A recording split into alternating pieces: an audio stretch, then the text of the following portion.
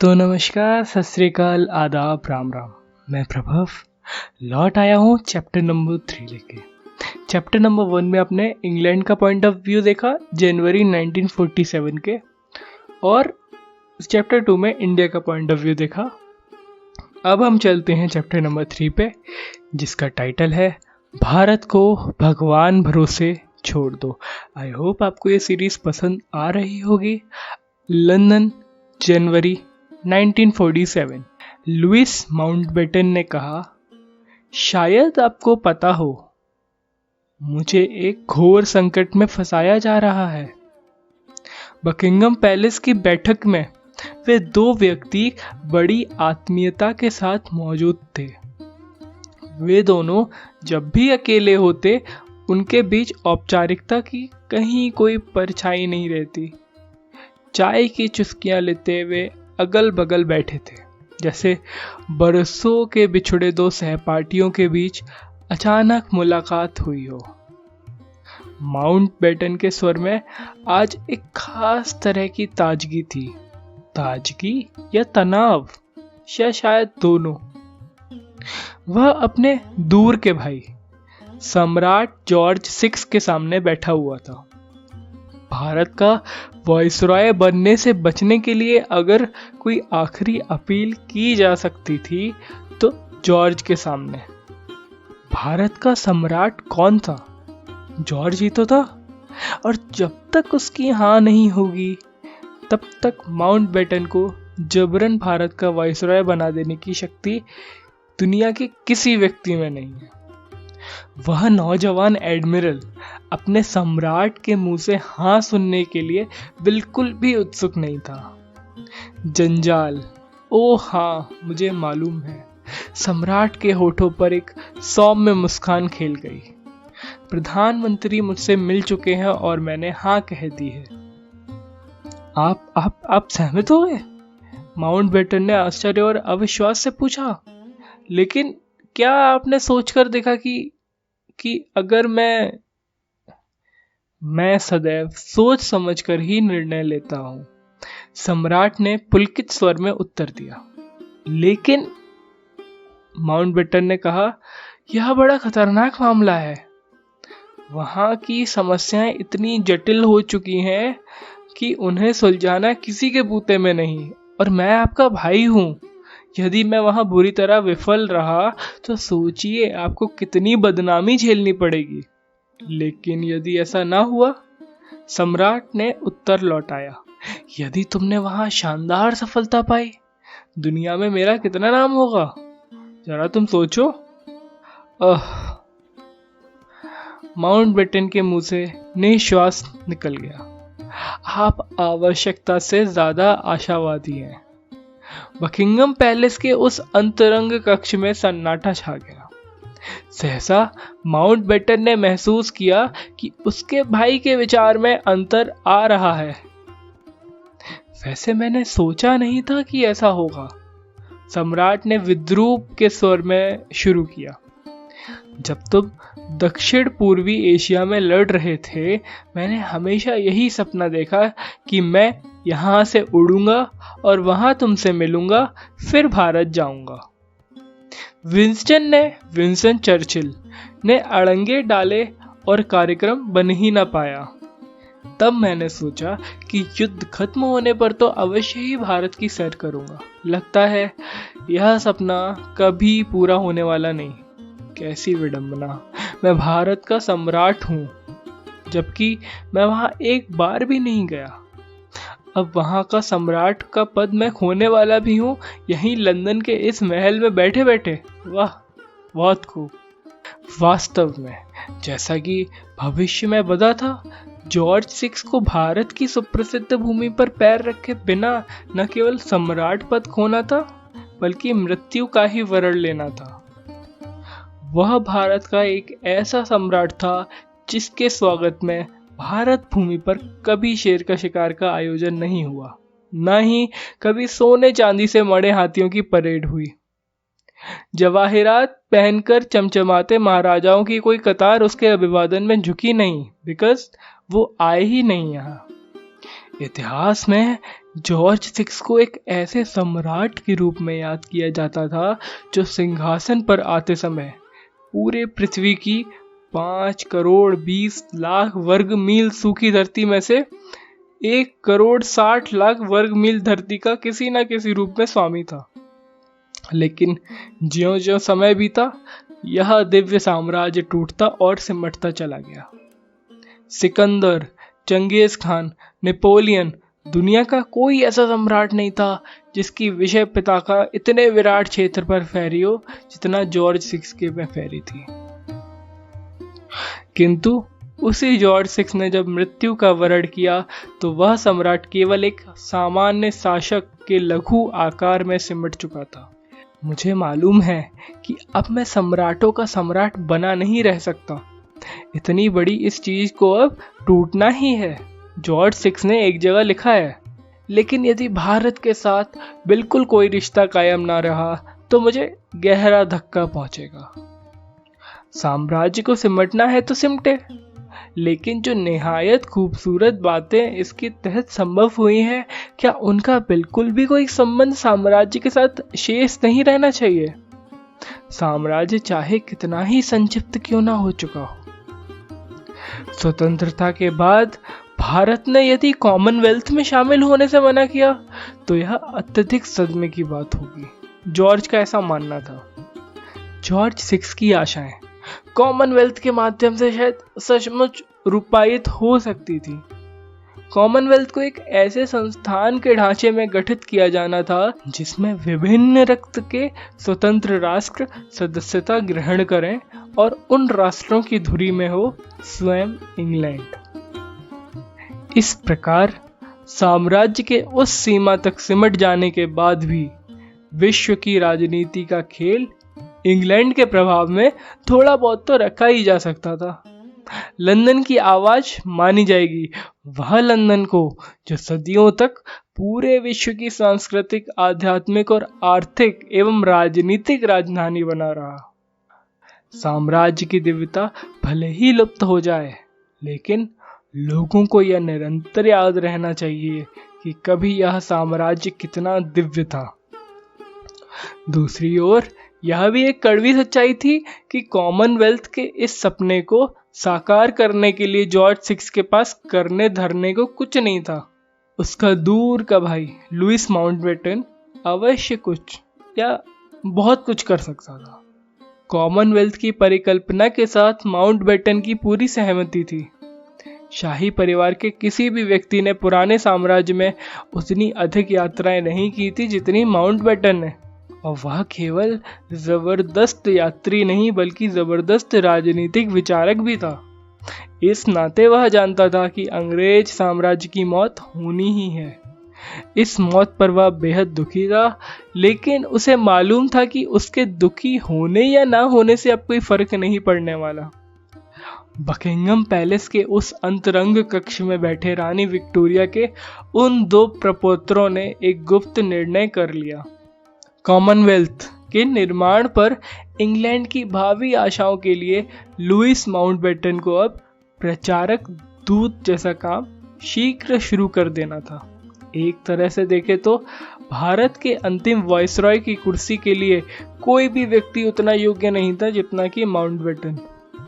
अपनी इस योग्यता का पहला सार्वजनिक प्रदर्शन उसने उस वक्त किया जब उसका नामकरण समारोह हो रहा था और उसे बड़ी हसरतों के साथ रानी विक्टोरिया की गोद में बिठाया गया था। उस वक्त अपनी नन्ही सी मुट्ठी के एक ही वार में उसने रानी की शाही नाक पर चढ़े चश्मे को उतार फेंका था। रानी जिसका कि वह प्रपौत्र था, उसी रानी विक्टोरिया के साम्राज्य का पानी उतारने के लिए अब वह भारत का वायसरॉय बनकर रवाना होने वाला था। 1943 में विंस्टन चर्चिल को किसी ऐसे परिश्रमी नौजवान की जरूरत थी जिसे दक्षिण पूर्वी एशिया का सुप्रीम एलाइड कमांडर बनाया जा सके। इस पद के लिए चर्चिल द्वारा माउंटबेटन को चुना गया तो उसकी उम्र मुश्किल से 43 साल थी। पद संभालते ही जो जिम्मेदारी उसके कंधों पर आई और जो अधिकार उसे सहज मिल गए उसकी तुलना मात्र आइजनहावर से ही हो सकती थी। ड्वाइट आइजनहावर भी उन दिनों अन्य क्षेत्र में सुप्रीम एलाइड कमांडर थे। एशिया के लंबे चौड़े फैलाव में बसी 12 करोड़ 80 लाख की आबादी का चार्ज अब माउंटबेटन के जिम्मे था। जैसा कि माउंटबेटन ने बाद में याद करते हुए लिखा कि वह एक ऐसा कमांड था जिसमें किसी भी प्रकार की सुविधा अथवा विजय की संभावना नहीं थी। आत्मबल डूब रहा था। भयानक मौसम, भयानक दुश्मन, भयानक पराजयों का सिलसिला। अनेक अधिकारी जो माउंटबेटन के हाथ के नीचे आ गए उम्र में उससे 20-20 वर्ष बड़े थे और रैंक में 3-3, 4-4 रैंक ऊंचे। उन्हें प्रभावित किए रहना आसान नहीं था। सीमांतों और मोर्चों पर स्वयं मौजूद रहकर माउंटबेटन ने अपने सैनिकों और अधिकारियों का गिरता मनोबल ऊपर उठाया। बर्मा की मूसलाधार बारिशों में भी उसके सैनिक जिस बहादुरी से लड़े वह माउंटबेटन के व्यक्तिगत प्रभाव के बिना संभव नहीं था। मात्र 2 वर्ष बाद यानी सन 1945 में उसके कमांड ने जापानियों को इतनी करारी मात दी कि जमीन की लड़ाई में जापानी उतनी बुरी तरह कभी नहीं हारे थे। किशोरावस्था में ही माउंटबेटन ने नौसेना अधिकारी का करियर चुन लिया था ताकि वह अपने पिता का सवाया साबित हो सके। उसके पिता ने अपना देश जर्मनी 14 बरस की उम्र में छोड़ दिया था। इंग्लैंड में उसने क्रमशः इतनी तरक्की की थी कि शाही नौसेना में उसे फर्स्ट सी लॉर्ड की पदवी मिल गई। किशोर माउंटबेटन शाही नौसेना की नौकरी में अभी आया ही था कि उसका पिता एक विडंबना का शिकार हो गया। प्रथम विश्व युद्ध शुरू होने के साथ पूरे इंग्लैंड में जर्मनों के विरुद्ध जो उन्माद की लहर दौड़ गई उसमें माउंटबेटन के पिता को त्याग पत्र देने पर मजबूर होना पड़ा। सम्राट जॉर्ज V की सलाह के अनुसार उसने अपना पारिवारिक नाम बैटनबर्ग से बदलकर माउंटबेटन कर लिया और सम्राट ने उसे मार्क्स ऑफ मिलफोर्ड हेवन की पदवी दी। फर्स्ट सी लॉर्ड के पुत्र ने कसम खाई कि जिस पद पर उसका पिता कायम न रह सका उसे किसी दिन वह स्वयं अपने अधिकार में लेकर रहेगा। प्रारंभ में माउंटबेटन की तरक्की धीमी और अनाटकीय रही। इसके बावजूद जनता ने उसे अपनी आंखों का तारा मान लिया क्योंकि युद्ध की विभीषिकाओं से दबी इस दुनिया सौंदर्य और माधुर्य का स्वागत करने को बेहद बेताब थी। लुईस माउंटबेटन शारीरिक सौंदर्य और स्वभावगत माधुर्य का धनी था। प्रिंस ऑफ वेल्स से उसकी गहरी दोस्ती थी। शाही घराने में वह पारिवारिक स्तर पर बंधा हुआ था। इसके अलावा एडविना एशले नाम की वो युवती जिससे माउंटबेटन ने प्रेम किया और फिर शादी भी की, वह न केवल अत्यंत सुंदर थी बल्कि धन और मान दोनों दृष्टियों से बहुत बड़ी चढ़ी थी। सोने पे सुहागा एडविना को सामाजिक मेलजोल और जनसेवा के कार्यों में गहरी रुचि थी। सभी तत्व ऐसे एकत्र हुए कि इंग्लैंड के अखबारों में आए दिन लुईस और एडविना माउंटबेटन की तस्वीरें किसी न किसी बहाने से छपती रहती। पोलो के खेल में माउंटबेटन ने ट्रॉफी जीती। माउंटबेटन दंपत्ति फला फिल्म निर्देशक के साथ फला थिएटर पर देखे गए।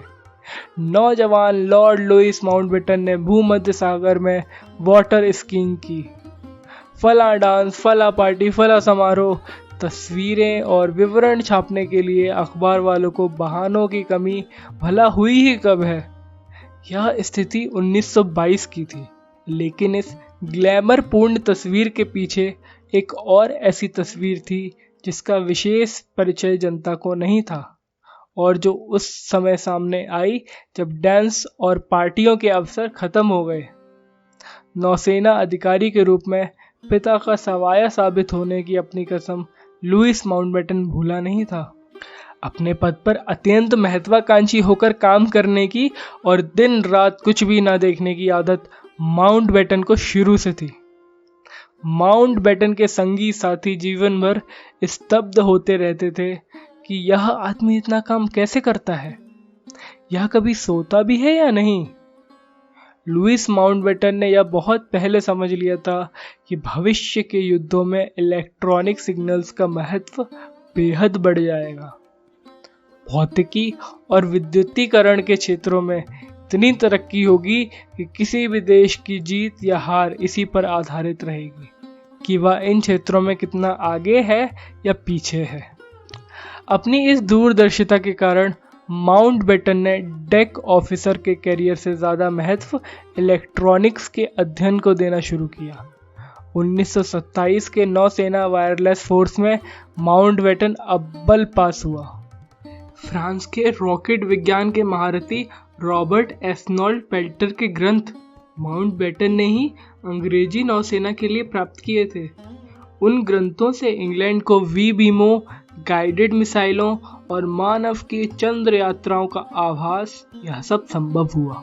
स्विट्जरलैंड में रहकर माउंटबेटन ने एक ऐसी एंटी एयरक्राफ्ट गन बनाई जो बड़ी तेजी से फायरिंग करके स्तूका डाइव बॉम्बरों के धुर्रे उड़ा सकती थी। इस गन को शाही नौसेना ने स्वीकार कर लिया।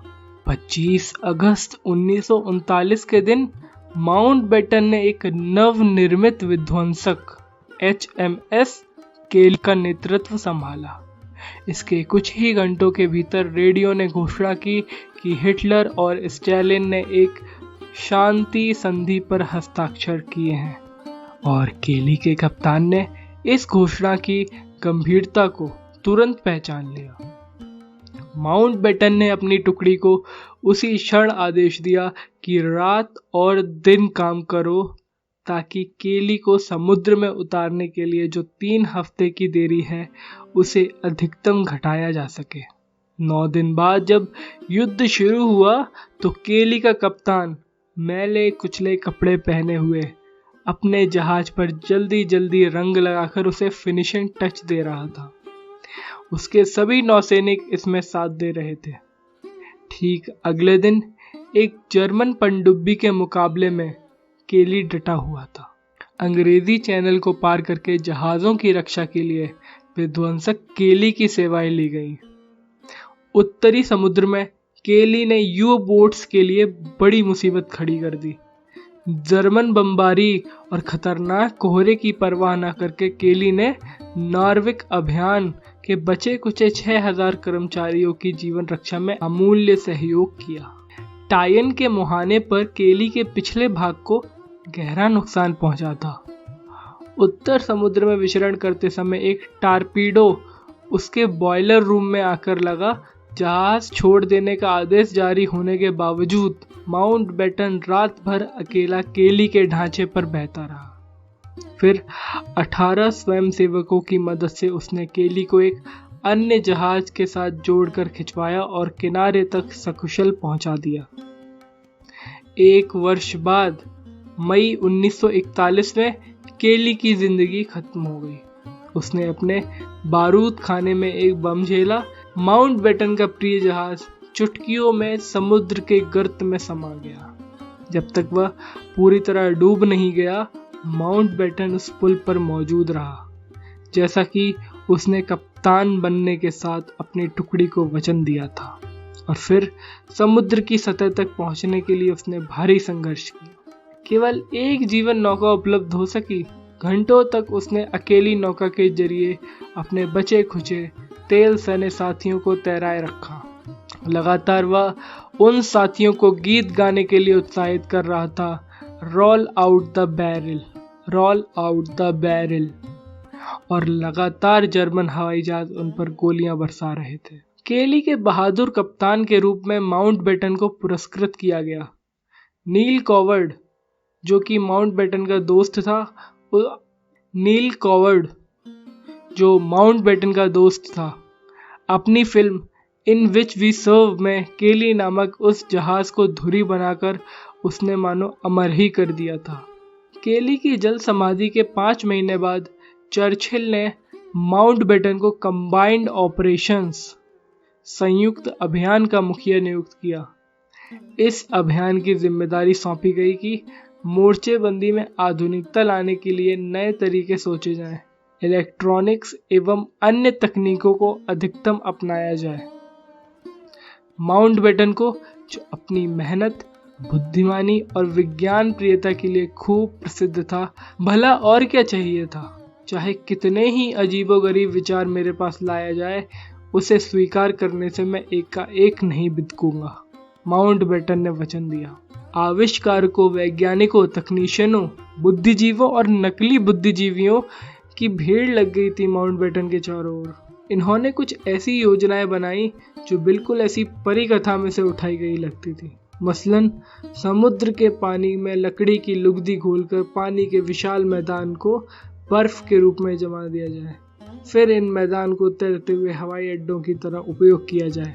ऐसे अड्डे जिन्हें खींचकर इधर से उधर ले जाया जा सके और जिन्हें बमबारी से भी डुबाना संभव ना हो। लेकिन कंबाइंड ऑपरेशंस की इस कल्पना प्रियता के कारण कई ऐसे पराक्रम संभव ना हो सके जिन्होंने अपनी मुखिया लुइस माउंटबेटन की शोहरत में 4 चांद लगा दिए और जिसकी साख पर मात्र 43 साल की उम्र में माउंटबेटन को दक्षिणी पूर्वी एशिया का सुप्रीम कमांडर बनने का सौभाग्य प्राप्त हुआ। जल में डूबी ट्रांस चैनल पाइपलाइन, मलबरी के नकली बंदरगाह, रॉकेटों के नए नए डिजाइन, उड़न पट्टियों के नए मॉडल, अनेक उपलब्धियां थीं जिनके सहयोग के बिना नारमंडी का आक्रमण संभव ना हो पाता। अब अपने कैरियर का सबसे चुनौती भरा कार्य करते वक्त माउंटबेटन की शारीरिक और मानसिक क्षमताएं चरम पर पहुंच चुकी थी। सुप्रीम कमांडर के ऊंचे पद और समुद्री युद्धों के अनुभव ने उसे वह शक्ति दी थी जिससे माउंटबेटन बड़े से बड़ा निर्णय भी आनन फानन में कर सकता था। नेताओं जैसे उसकी जन्मजात गुणों में एक अनोखी आप पैदा हो चुकी थी। वह दार्शनिकों की तरह अमूर्त विचारों की उड़ान नहीं भर सकता था। वह सैनिक था, सैनिक की तरह ही उसके विचार हमेशा ठोस होते। जीतना हर सैनिक का दायित्व होता है और स्वभाव भी। यह विशेषता माउंटबेटन की रग रग में थी।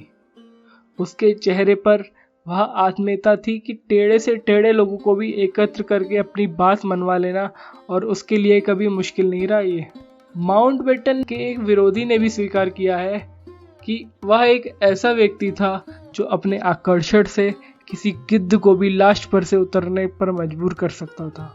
लेकिन उसका सर्वोपरि गुण तो यह था कि वह आत्मविश्वास, जिसका अटल सागर उसके भीतर लहरा रहा था। जब दक्षिण पूर्वी एशिया के नेतृत्व से सौंपने का प्रस्ताव चर्चिल ने रखा तो माउंटबेटन ने 24 घंटे का समय सोचने के लिए मांगा।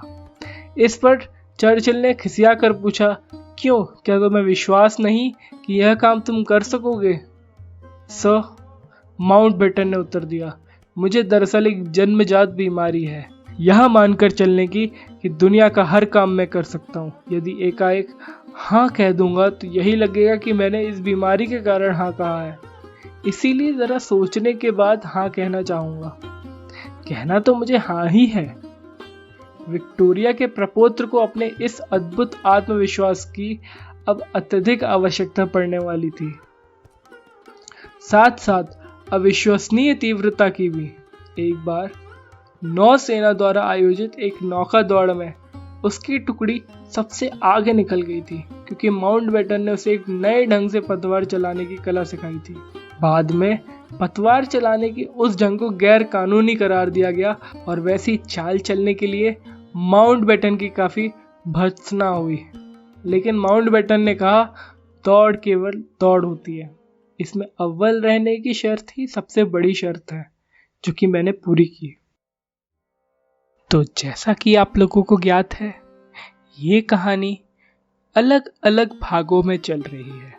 एक भाग है इंग्लैंड का, जो लुइस माउंटबेटन और उसके भाई के साथ चल रहा है, और एक भाग है जहां बूढ़े इंसान महात्मा गांधी नोआखेला नाम के एक जगह पर रह रहे हैं, जहां पर हिंदू मुस्लिम की एक बहुत बड़ी हिंसा चल रही है। तो ये चैप्टर में एक हेडलाइन है, प्रायश्चित की प्रगति, और इस हेडलाइन के कुछ पार्ट्स हैं। तो हम शुरू करते हैं प्रायश्चित की प्रगति पार्ट 1।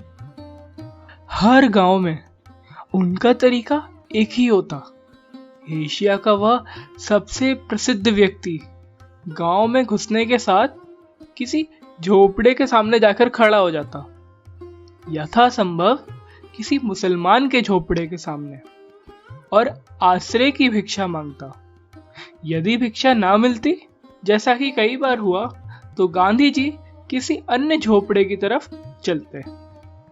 यदि एक भी दरवाजे पर मेरा स्वागत नहीं हुआ तो किसी वृक्ष की छाया तो मिल ही जाएगी, उन्होंने हमेशा यही कहा है। एक बार डेरा डाल जाने के बाद भोजन के रूप में जो भी शाकाहार गांव वाले दे जाते थे वह स्वीकार कर लेते थे। सब्जियां, फल, बकरी का दूध, दही, रस।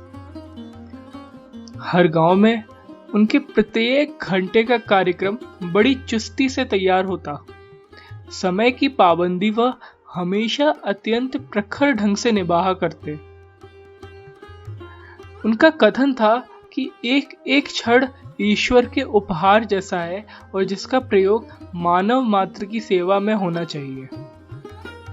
जिन इक्की दुक्की चीजों का वह स्वामित्व भोगते थे, उनमें से एक वह घड़ी भी थी जो 16 साल से कम पुरानी नहीं थी और 8 एक सीलिंग से ज्यादा दाम की भी नहीं। वह हमेशा उनके कमर पर बंधी रहती। वह हमेशा सुबह 2 बजे उठते थे ताकि गीता पढ़ें और प्रार्थनाएं करें। फिर वह पलांत लगाकर बैठ जाते और अपने झोपड़े की शांति में चिट्ठियों के जवाब लिखने शुरू करते, लॉन्ग हैंड में खुद और अपने हाथ और अपनी पेंसिल से। हर पेंसिल का वह तब तक उपयोग करते जब तक इतनी घिस न जाए कि पकड़ना ही मुश्किल हो जाए। और उनका मत था कि पेंसिल मनुष्य के परिश्रम का प्रतीक है। यदि उसे ठीक से उपयोग किए बिना फेंक दिया गया तो इससे किसी मनुष्य के परिश्रम का अपमान होगा। हर सुबह बिल्कुल तयशुदा समय पर वह नमक मिले पानी से अनीमा लिया करते और उनका दृढ़ विश्वास था कि इस प्रकार वह प्रतिदिन अपनी तमाम शारीरिक गंदगी से छुटकारा पा जाते हैं। प्राकृतिक उपचार से वह महान पक्षधर थे। वर्षों तक यही माना जाता रहा कि महात्मा गांधी जब तक किसी व्यक्ति को स्वयं अपने हाथ से नमक मिले पानी का अनीमा देते हैं तो इसका अर्थ होता है कि वह व्यक्ति महात्मा जी की अंतरंग टुकड़ी में शामिल कर लिया गया है। सूर्योदय के साथ गांधी जी गांव में भटकना शुरू करते, लोगों से मिलते, बातचीत करते, सामूहिक प्रार्थनाओं के आयोजन होते। शीघ्र ही उन्होंने एक ऐसा तरीका सोच निकाला जो विशुद्ध रूप से गांधीवादी था और जिसने नोआखाली में शांति व सुरक्षा की स्थापना में अत्यंत महत्व का रोल अदा किया। हर गांव में गांधी जी एक मुसलमान और एक हिंदू नेता को ढूंढ निकालते जो उनके आग्रह पर ही एक छत के नीचे रहने को तैयार हो जाते। मुसलमान नेता वचन देता कि अब यदि मेरे धर्मावलंबियों ने हिंदुओं पर आक्रमण किया तो मैं उपवास कर करके मर जाऊंगा। इसी तरह हिंदू भी वचन दिया करते थे। इसी तरह का वचन हिंदू नेता से भी लिया जाता था। लेकिन नोआखाली के उन खून सने देहातों में गांधी जी ने अपने प्रयासों से केवल शांति स्थापना तक सीमित नहीं रखा। एक बार जहां उन्हें आभास मिलता कि गांव के लोग मानव मानव के बीच प्रेम के उनके संदेश का अर्थ समझना शुरू कर चुके हैं, त्यों ही वह अपनी अपील का दायरा विस्तृत कर देते। गांधी जी के अनुसार भारत का प्रतिनिधित्व यदि कहीं होता है तो उसके गांवों में ही होता है। गांव को जितना गांधी जी पहचानते थे उतना शायद स्वयं गांव वाले भी नहीं। गांव का उद्धार वह कुछ इस प्रकार करना चाहते थे कि जब भारत आजाद हो तो यह आजादी गांव की ही नींव पर खड़ी हो। गांव का उद्धार कैसे किया जाए, इसका मौलिक कार्यक्रम गांधी जी के पास तैयार था। अपनी इस यात्रा में आप लोगों को मैं बताना चाहता हूं कि गांव का पीने का पानी कैसे स्वच्छ रखा जाए और आप लोग खुद कैसे स्वच्छ रहें। वह गांव वाले से अपील करते, हम सबका शरीर मिट्टी से ही बना है, इस कारण मिट्टी का सही उपयोग करके हम अनेक रोगों से छूट सकते हैं। यह जो आकाश हमारे ऊपर फैला है, इसमें अनेक शक्ति है। जो हवा हमारे चारों ओर है, उसमें हमें शुद्ध करने की और हमारा ओज बढ़ाने की अद्भुत क्षमता है। यह धूप, इसका भी अगर सही उपयोग किया जाए तो हमारा जीवन क्रांतिकारी ढंग से पलट सकता है। बुढ़ाऊ नेता ने अपनी बातों को केवल शब्दों तक सीमित कभी नहीं रखा। मोहनदास करमचंद गांधी को भली भांति मालूम था कि किसी काम का मात्र आदेश देना और उसी काम को खुद करके दिखाना, इन दोनों में जमीन आसमान का अंतर है।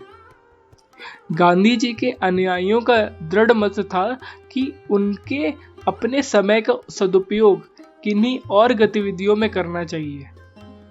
लेकिन गांधी जी थे कि वॉइस रॉय से साक्षात्कार करने की तैयारी जितनी सावधानी से करते थे, उतनी ही सावधानी से वह किसी कोड़ी के बदन पर रखने के लिए मिट्टी का पैक भी तैयार करते थे। हर गांव में वह लोगों के साथ जाकर बताते कि कुएं में कहां-कहां से गंदगी आ रही है और उसे कैसे रोका जाए। गांव की शौच व्यवस्था की जांच वह खुद करते। जैसा कि प्रायः होता, गांव में शौच व्यवस्था का कहीं कोई अस्तित्व ही नजर नहीं आता। तब गांधी जी उन्हें बताते कि साफ सुथरे शौचालय कैसे तैयार किया जाए। इसके खुदाई कार्य में वह गांव वालों के साथ मिलकर कुदाल चलाते। गांधी जी को मालूम था कि सफाई के मूलभूत नियमों से अनभिज्ञ होने के ही कारण भारत के आम आदमी की औसत उम्र इतनी कम है। जहां सूझे वहीं शौच करना, पेशाब करना, थूकना, नाक सिनकना, फिर उन्हीं रास्तों पर नंगे पांव चलना। अगर सारे हिंदुस्तानी किसी एक समय किसी एक जगह जाकर थूकें तो इतना बड़ा तालाब तैयार हो जाएगा कि देश को जकड़ रखने वाले 3 लाख गोरे उसी में डूब मरेंगे। गांधी जी का यह व्यंग वाक्य बहुत प्रसिद्ध है। जब भी वह किसी देहाती को गलत जगह पर थूकने या नाक सिनकते देखते, तुरंत जाकर पूरी नम्रता के साथ उससे कहते कि क्या तुम्हें सफाई के सामान्य नियम भी मालूम नहीं? नुआखाली के गांव में भी वह घर घर में घुसे लोगों को उन्होंने स्वयं प्रयोग करके दिखाया कि किस प्रकार मामूली रेत और कोयले से ऐसी छन्नी तैयार हो सकती है जो उनके पीने के पानी को पूर्णतया स्वच्छ कर दे। जो हम करते हैं और जो हम कर सकते हैं, इसका अंतर इतना बड़ा है कि यदि उसे समझ लिया जाए तो दुनिया की अधिकांश समस्याएं हल होती दिखाई दें। गांधी जी हमेशा यही कहा करते थे। हर शाम उनकी ओर से खुली प्रार्थना सभा आयोजित की जाती। मुसलमान और हिंदू दोनों उसमें एक जैसे स्नेह के साथ आमंत्रित रहते। गांधी जी प्रत्येक सभा में गीता के साथ कुरान में से भी उदाहरण सुनाया करते थे। उन सभाओं में कोई भी व्यक्ति उनसे किसी प्रकार का सवाल पूछ सकता था। नुआखाली के किसी गांव में जब वह भाईचारे और स्वच्छता का माहौल तैयार कर लेते तो 5, 10, 15 मील दूर के किसी और गांव की तरफ रवाना हो जाते, वो भी पैदल। उन्हें कई बार अपने साथियों समेत ऐसे रास्तों से गुजरना पड़ा जब उनके पैर घुटनों घुटनों तक कीचड़ में धंस गए। कांटे गड़ने और नुकीले पत्थरों से चोट लगने के कारण कई बार वे लोग जब अगले गांव में पहुंचे तो लहूलुहान पैरों के साथ पहुंचे। तब प्रायश्चित यात्रा पर होने के बावजूद गांधी जी एक विलासिता का आनंद लेते थे। वह विलासिता थी पैरों की मालिश। हर क्षण हर जगह साथ रहती दूर की पोती मनु, जिसे उन्होंने अपनी धर्मपुत्री मान लिया था, उनके थके पैरों को राहत देने का प्रयास करती। चिकना पत्थर फेर कर की जाती थी वह मालिश। शायद पूरे विश्व में अपने तरह की एकमात्र थी। पिछले 30 वर्षों से वे पैर गांधी जी को भारत में सबसे दुष्कर रास्तों के पार ले जाकर उन हजारों गांव तक पहुंचाते रहे थे जिनकी सौंधी गंध से उन्हें बेहद प्यार था। उन्हीं पैरों के जोर से वह जेलों और महलों में भी गए थे, झोपड़पट्टियों और कुष्ठ रोगियों की दर्द भरी बस्तियों में भी घुसे थे। हर जगह, हर दिन, हर क्षण उन पैरों ने केवल एक मंजिल की खोज की थी, भारत की आजादी। रानी विक्टोरिया को जब भारत की साम्राज्ञी घोषित किया गया था तब मोहनदास गांधी की उम्र मात्र 8 वर्ष की थी और वह पाठशाला जाना शुरू कर चुके थे। रानी विक्टोरिया का वह स्वागत समारोह हुआ था दिल्ली से बाहर एक मैदान में। मोहनदास करमचंद गांधी वहां से 700 मील दूर थे, अपने वतन पोरबंदर में। इसके बावजूद वह समारोह उनके तन मन पर जैसे हमेशा के लिए अंकित हो गया था। समारोह की प्रतिध्वनियां एक गीत के रूप में उनके साथियों तक पहुंची थी। उस अंग्रेजी गीत का भावार्थ था, होशियार, वह आया शक्तिशाली अंग्रेज जो कि पिद्दी हिंदुस्तानियों का शासक है। अंग्रेज भला क्यों ना हो ऊंचा, आखिर वह मजे मजे में मांस खाता है। बड़ा होकर जो लड़का अपने आध्यात्मिक शक्ति से उन ऊंचे और मजे मजे में मांस खाने वाले गोरों की नजरें झुका देने वाला था, उनके समूचे साम्राज्य को जो जड़ मूल से हिला देने वाला था, वही लड़का उस दिन उस गीत को सह नहीं सका था। क्या मांस खाने से ही ऊंचे शासकों जैसी क्षमताएं आती हैं? मोहनदास ने एक दोस्त को साथ लिया। चुपके चुपके दोनों ने बकरे का मांस पकाया। हिंदू धर्म जिस चीज को छूने से भी मना करता है, उसी को उन्होंने खाकर देखा। प्रयोग बुरी तरह विफल रहा। 8 वर्षीय मोहनदास ने उस क्षण ऐसी उल्टी कर दी कि रात भर उसे डरावने सपने आते रहे। मोहनदास के पिता करमचंद काठियावाड़ के एक छोटे से राज्य में दीवान के पद पर थे। उनकी माता अत्यंत आस्तिक महिला थी जो अक्सर लंबे उपवास किया करती थी। यह बात अत्यंत रोचक है कि महात्मा गांधी का जन्म ब्राह्मण परिवार में नहीं हुआ था। जो व्यक्ति अपने आध्यात्मिक और राजनीतिक शक्ति से पूरे भारत को आलोड़ित करके उसे आजादी दिलाने वाला था, वह ब्राह्मण नहीं वैश्य था। जबकि हिंदुओं की जाति व्यवस्था के रूढ़ियों के अनुसार वह ब्राह्मण ही है सिर्फ जो पूरे हिंदू समाज के लिए आध्यात्मिक चिंतन करते हैं और जो अपनी प्रखर बुद्धि के कारण शासकों की राजनीतिक शक्तियों और महत्वाकांक्षाओं को भी निश्चित रूप से प्रभावित करते हैं। मोहनदास गांधी का जन्म एक ऐसी जाति में हुआ था जिसके लोग या तो छोटे दुकानदार होते थे या मामूली व्यापारी। 13 वर्ष की उम्र में भारतीय परंपरा के अनुसार मोहनदास का विवाह एक नितांत अपरिचिता के साथ कर दिया गया जो पढ़ी लिखी भी नहीं थी, कस्तूरबाई से। जो व्यक्ति आगे चलकर पूरे विश्व को ब्रह्मचर्य और यौन संयम का संदेश देने वाला था, वह यौन आनंद में गले तक डूब गया। 4 वर्ष बाद मोहनदास अपनी पत्नी के साथ वैवाहिक सुख सरिता में नहा रहा था कि अचानक किसी ने बंद दरवाजे पर बाहर से खटखटाया। वह घर का नौकर था। उसने बताया कि मोहनदास के पिता का अभी अभी देहांत हो गया। मोहन स्तब्ध रह गया। पिता के लिए मोहनदास के मन में अत्यंत श्रद्धा थी। अभी कुछ क्षण पहले ही वह अपने पिता के पांव दबाता हुआ उनकी खाट पर बैठा था। उसे कल्पना भी नहीं थी कि बीमार पिता के आखिरी सांस गिनने का समय शुरू हो गया था। पांव दबाते दबाते मोहनदास को एकाएक वासना की आग ने झुलसा दिया। चुपके से वह उठा, पिता के कमरे से बाहर निकला, अपने निजी कमरे में घुसा। गर्भवती पत्नी को उसने जगाया। इस विरोधाभास का आतंक मोहनदास के लिए असहनीय ही था कि जिन क्षणों में उसके पिता ने अंतिम सांसें गिनी, ठीक उन्हीं क्षणों में वह अपनी पत्नी के साथ जुटा हुआ था। यौन आनंद ने हमेशा के लिए मोहनदास से विदा लेना शुरू कर दिया। उसके मन पर सदा सदा के लिए यह छाप पड़ गई कि उत्तरदायित्वों के वहन में यौन कठोरतम बाधा है। पिता की मृत्यु के फलस्वरूप मोहनदास को आगामी पढ़ाई के लिए झटपट इंग्लैंड भेजा गया, ताकि वह भारत लौटते समय पिता द्वारा रिक्त छोड़े गए दीवान के पद को संभाल सके।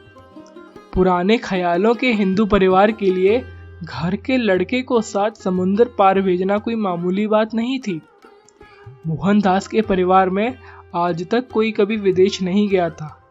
वैश्य समाज ने घोषित किया कि मोहनदास करमचंद गांधी को जाति से निकाल दिया जा रहा है, क्योंकि समुद्र पार के देश में जाने के साथ वह अपवित्र हो गया। लंदन में मोहनदास के दुखों की सीमा न रही। वहां वह इस सीमा तक शर्मीला साबित हुआ कि किसी अजनबी से अगर 2 शब्दों की भी बातचीत करनी पड़ जाती तो उसकी जान निकलने लगती। 19 वर्ष की उम्र को देखते हुए उसका शारीरिक विकास अत्यंत दयनीय था। लंदन की अभिजात्य दुनिया में इस दयनीयता की छुरी और भी पैनी हो गई। भारत में सिले हुए मोहनदास के कपड़े उसे ठीक से फिट नहीं होते थे। जहाज में फटे हुए मस्तूल की तरह वे उसके बदन पर फड़फड़ाते रहते। वास्तव में वह इतना छोटा, इतना मामूली, इतना अप्रभावशाली था कि उसके सहपाठी अक्सर उसे चपरासी समझ बैठते। भयानक अकेलेपन और दुख के शिकार मोहनदास ने तय किया कि सबसे पहले उसे फटे मस्तूल की तरह फड़फड़ाते हुए अपने इन कपड़ों से छूटना होगा। भारतीय पोशाक को तिलांजलि देकर उसने जो नए कपड़े अपने अलमारी में सजाए वे थे रेशम का top hat, evening suit, patent leather के बूट, सफेद दस्ताने, यहाँ तक कि चांदी मड़े छोर वाली वॉकिंग स्टिक भी। मोहनदास ने हेयर लोशन भी खरीदा ताकि जो बाल उसके सिर पर स्टाइलिश ढंग से जमने से साफ इनकार करते थे उन्हें सबक सिखाया जा सके। टाई की नॉट लगाने और अपना नक-शिक मेकअप करने के लिए मोहनदास ने रोज शीशे के सामने घंटों बैठना शुरू कर दिया। सामाजिक स्वीकृति पाने के लिए मोहनदास की तड़पन इतनी गहरी थी कि उसने वायलिन खरीदा, नृत्य कक्षाओं में दाखिला लिया, फ्रेंच की ट्यूशन पढ़नी शुरू की और भाषा में लय लाने के लिए एक और शिक्षक अलग से रखा। इस तमाम धूम धड़ाके का परिणाम वही रहा जो बचपन में किए गए मांस खाने के प्रयोग में रहा था। मोहनदास जब वायलिन बजाता तो लगता तार रो रहे हैं। नृत्यशाला में उसकी टांगे लय के अनुसार चलने से साफ मना करती। फ्रेंच भाषा उसके जुबान पर बैठने को तैयार ही नहीं होती थी। लय से बोलने का रात दिन अभ्यास करने के बाद भी उसके शर्मीले होठों को चैतन्य न कर सका। यहाँ तक कि वैश्यालय जाने के अनुभव के बाद भी मोहनदास का झेपना ज्यों का त्यों बना रहा। इंग्लिश जेंटलमैन बनने की इन कोशिशों को मोहनदास ने अचानक छोड़ दिया। मोहनदास बनने निकला। उसने बैरिस्ट्री पास की और इंग्लैंड से भागकर भारत पहुंचा। भारत पहुंचकर ही वह चैन की सांस ले सका। भारत में एक नए ढंग की निराशा उसके इंतजार में थी। महीनों वह बंबई की अदालतों के सामने भटकता रहा, किंतु लड़ने के लिए एक भी केस नहीं मिला। जिस व्यक्ति की आवाज एक दिन 40 करोड़ की आजादी का पूरा भारत देश सुनने वाला था, उसी व्यक्ति को उन दिनों ऐसी इक्के दुक्के लोगों की कमी पड़ गई जो उसके श्रोता बनने को तैयार नहीं थे। इस विफलता से मोहनदास के जीवन को पहला निर्णायक मोड़ मिला। उसके कुंठित परिवार ने उसे दक्षिण अफ्रीका भेज दिया, जहां दूर के रिश्तेदार की कुछ कानूनी उलझनें सुलझाई जानी थी। उसे भेजा तो गया था कुछ हफ्तों के लिए, लेकिन वह चौथाई शताब्दी तक वहीं रुका रहा। उसे भेजा तो गया था कुछ हफ्तों के लिए, लेकिन वह चौथाई शताब्दी तक वहीं रुका रहा। वह देश उदासियों और क्रूरताओं से भरा हुआ था। वहां मोहनदास ने स्वयं को उन चुनौतियों के सामने खड़ा पाया जिन्हें स्वीकार करने के साथ वह प्रक्रिया आरंभ होने वाली थी, जिसमें से महात्मा गांधी के दार्शनिक विचार निखर कर सामने आए। वे विचार जिन्होंने मोहनदास करमचंद गांधी का जीवन बदला तो बदला ही, भारतीय इतिहास की धारा भी किसी और दिशा में ही मोड़ दी। मई 1893 1893 मई में मोहनदास ने डरबन बंदरगाह में पदार्पण किया तो उसके व्यक्तित्व में रंच मात्र भी ऐसी कोई बात नहीं थी जिससे आभास मिल सकता कि भविष्य का कितना बड़ा महात्मा सामने से गुजर रहा है।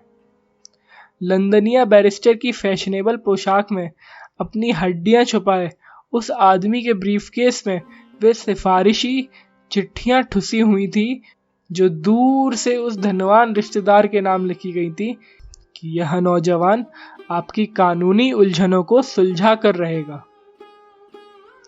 दक्षिण अफ्रीका की जमीन पर पैर रखने के एक सप्ताह के भीतर ही मोहनदास गांधी को उस जमीन का सही परिचय मिल गया।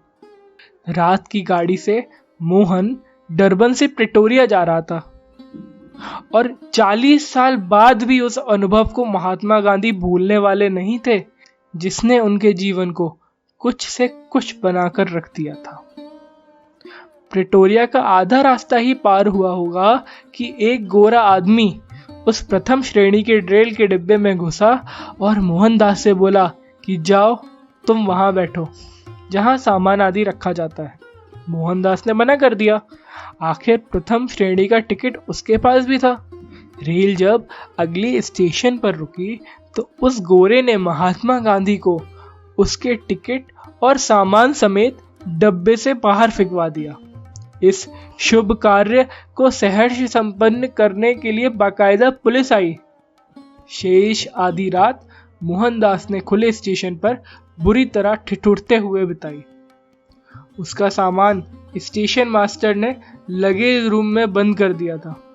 वह अपने शर्मीलेपन से इतना भी न उबर पाया कि स्टेशन मास्टर से कह सके कि मुझे गर्म कोट तो निकालने दीजिए। गीता के प्रणेता ईश्वर से मोहनदास ने शक्ति और सलाह की भीख मांगी। कालों के प्रति गोरों के पूर्वाग्रह का वह अनुभव झेलना मोहन के लिए आसान नहीं था। मेरिट्जबर्ग नामक उस अंधियारे स्टेशन पर जब सुबह की रोशनी फूटी तो मोहनदास करमचंद गांधी का अंधियारा जीवन भी रोशनी से जगमग हो गया। केवल एक सप्ताह बाद प्रिटोरिया के भारतीयों के सामने मोहनदास गांधी ने पहला सार्वजनिक भाषण दिया। अपने अधिकारों और सम्मान की रक्षा के लिए एक हो जाओ, एक हो जाओ। थोड़े ही दिनों में मोहनदास गांधी ने अपनी सफलता नंबर 1 का वर्ण किया। आगामी अर्ध शताब्दी में ऐसी न जाने कितनी सफलताएं उनके चरणों पर लौटने वाली थीं। सफलताओं के सिलसिले का प्रारंभ दक्षिण अफ्रीका के रेल विभाग को मोहनदास के आंदोलन के सामने झुकते हुए यह आदेश देकर जारी करना पड़ा कि यदि किसी भारतीय ने साफ सुथरे कपड़े पहने हुए हैं तो वह टिकट खरीदकर दूसरी या पहली श्रेणी के डिब्बों में भी यात्रा करने का कानूनी अधिकार रखता है। तो यह थी आज की कहानी। अभी ये 3rd चैप्टर खत्म नहीं हुआ है। मैंने इस चैप्टर 3rd को 2 पार्ट में डिवाइड किया है। पहला पार्ट यहीं खत्म होता है, दूसरा पार्ट कल रात 10 बजे। धन्यवाद।